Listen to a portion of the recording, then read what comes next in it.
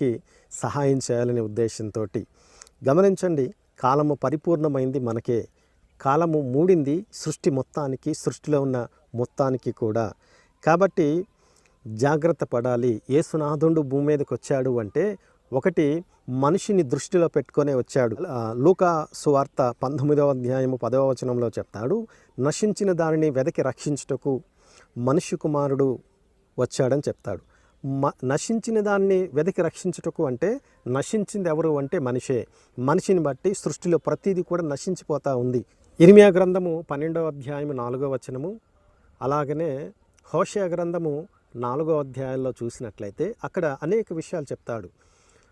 ఏమని చెప్తాడు అంటే గడ్డి నశించిపోతూ ఉంది, పశువులు చనిపోతూ ఉన్నాయి, చేపలు సమసిపోతూ ఉన్నాయి, ప్రతిదీ కూడా సృష్టిలో ప్రతిదీ కూడా నాశనానికి గురవుతూ ఉంది. దేనిని బట్టి